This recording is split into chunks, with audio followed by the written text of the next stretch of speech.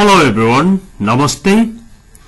You are watching the best preparation, a big platform for learning English language. Please don't forget to subscribe this channel, share this video to your friends, like and comment. Okay, now let's move on to today's lesson.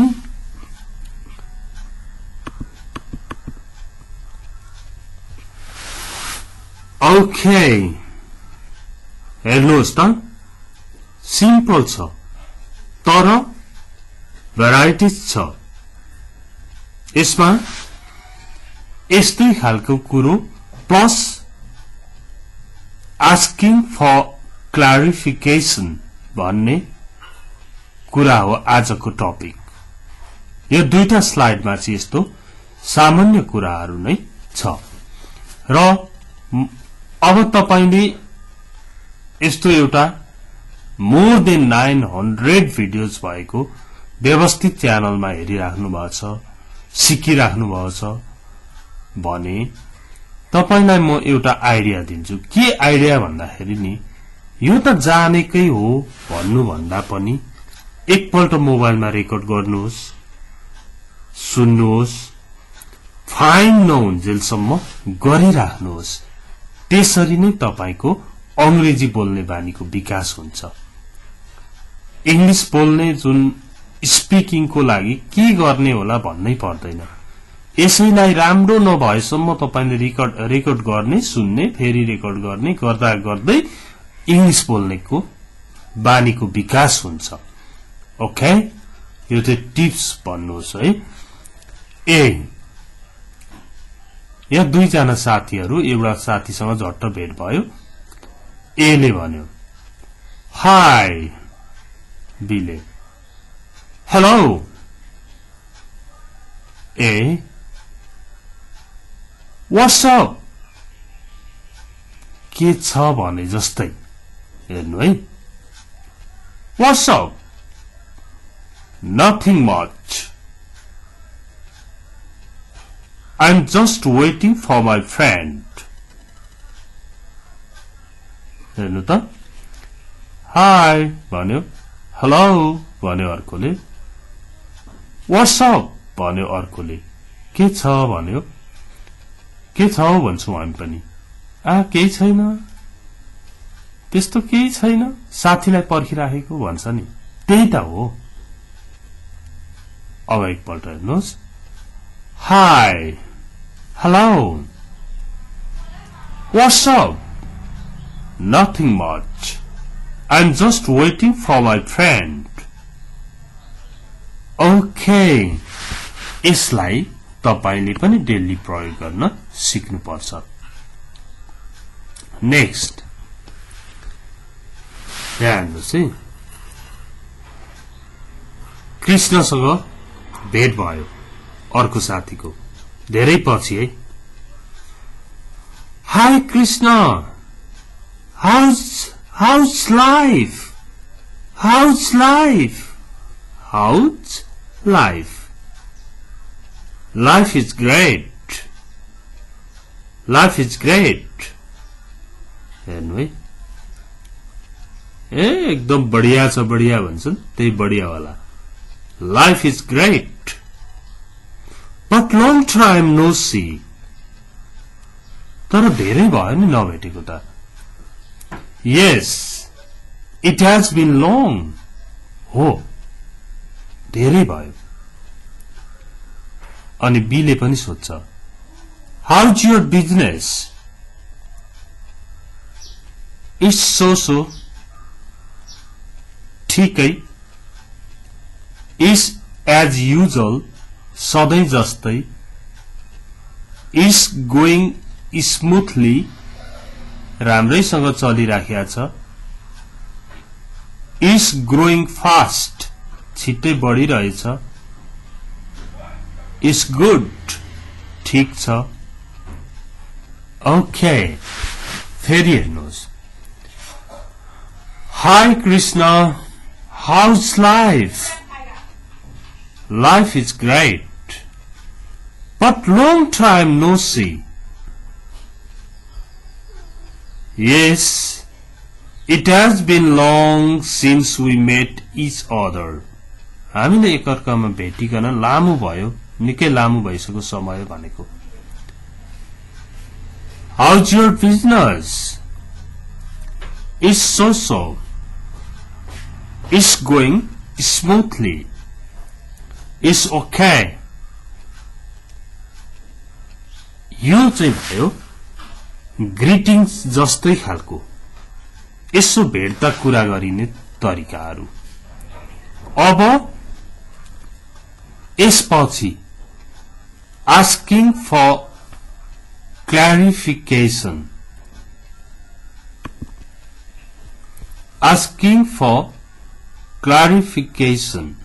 Clarification भनेको स्पष्ट हुनको लागि, प्रष्ट हुनको लागि सोध्ने कामलाई asking for clarification भनेर भनिन्छ. तपाईले कुनै कुराहरू प्रष्ट हुनको लागि सोध्नुहुन्छ नि. कति बजी के हो, कहिले हो, एकदमै डिटेलमा बुझेर प्रष्ट बुझ्ने गरी सोध्नुलाई नै asking for clarification भनेर भनिन्छ. अब यो एक्जाम्पल हेरेपछि सायद तपाईलाई यसको आइडिया आउँछ. हेर्नुस् है, यहाँ ए चाहिँ ए र बी को कुरा भइरहेको छ. ए ले भन्छ हेर्नुस् है, बी चाहिँ जब होल्डर हो, ए चाहिँ एउटा फ्री मान्छे हो. उनले सायद बी लाई भेट्न खोजिरहेछ, बी सँग रमाइलो गर्न, कहिले चाहिँ यसले फुर्सद होला र रमाइलो गर्ने भन्ने उसको सोचाइ छ. अब ए ले सोध्दैछ, टम यो नाम भयो, राम भने जस्तो. Tom, are you going to work tomorrow? भोलि तिमी काम गर्न जान्छौ भनेर सोधेको. यस अफ कोर्स, जान्छु. अब त्यतिसम्म भयो. हेर्नु है, अब क्लियर हुनु पर्यो नि त, कति बजी जान्छ, कति बजी आउँछ, कति बजी चाहिँ यो फ्री हुन्छ, सबै क्लियर हुनु पर्ने छ यहाँ. What time are you going to work? I have to be at work by 10 a.m. I have to be at work by 10 a.m. यस्तो खालको, जस्तो I am going to work at भनेर नै आन्सर दे पनि हुन्छ. तर यो पनि एउटा राम्रो आन्सर हो. I have to be at work by 10 a.m. have to भनेको पर्छ हो. I have to be at work by 10 a.m. भनेको म बिहान 10 बजी काममा पुगिसक्नु पर्छ. हेर्नु त, I have to be at work by 10 a.m. यो जानेपछि तपाईले कसैलाई तिमी यहाँ साँझ 5 बजी सम्ममा, बाई भनेको सम्ममा, साँझ 5 बजी सम्ममा तिमी यहाँ आउनु पर्छ भन्नु पर्यो भने नि यहाँ यु बनाइदिनुहोस्. Okay, you have to be here by 5 p.m. Okay भन्नुहोस्. यो सेन्टेन्स टिपिहाल्नुहोस् क्या. कसैलाई तिमी यति बजीसम्ममा यहाँ हुनुपर्छ भन्नु पर्यो भने you have to be here by भन्नुहोस्, टाइम ठ्याक्क राख्नुहोस्, अनि ओके भनेर थप्नुहोस्. त्यस्तै यहाँनिर यो भएको हो. अब यसले यो सो लगाएर बोल्ने एकदम रमाइलो तरिका हो यो. यसले भन्यो I have to be at work by 10 a.m. भन्यो. म बिहान 10 बजेसम्ममा काममा पुगिसक्नु पर्छ भन्यो. ए त्यसो भए तिमी 10 बजे अगाडि चाहिँ खाली छौ होइन त भनेको हो यो So you are free before 10 a.m. सोधे जस्तै गर्नु पर्यो So you are free before 10 a.m. हैन त भने जस्तो कुरा हो यो क्वेशनमा त यहाँ आर यु त छैन नि तर पनि सो लगाएर यहाँ क्वेशन राखेथि क्वेशनको रूपमा भयो त्यसो भए 10 बजे अगाडि खाली होइन भने जस्तै भयो न I'll be getting ready for work म कामको लागि तयार भइराखेका हुन्छु नि त्यसबेला त कहाँ फ्री हुनु ओके फेरि हेर्नुहोस् एकपल्ट Tom are you going to work tomorrow Yes of course What time are you going to work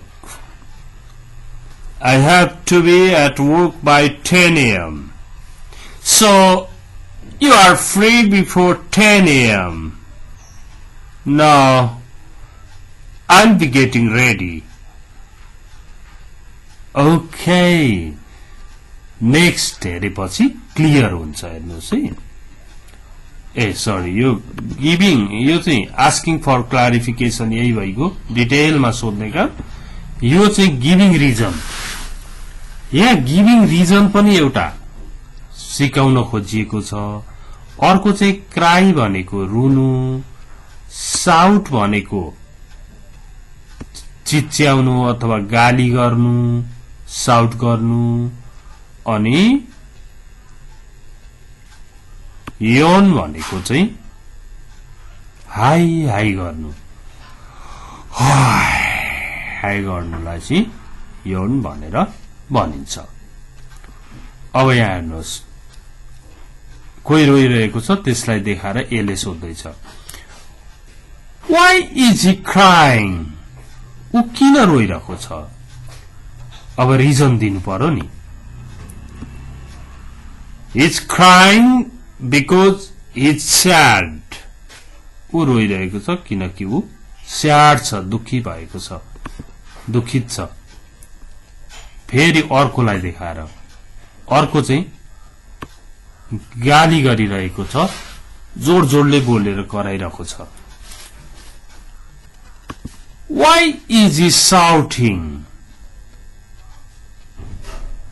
He's shouting because he's angry.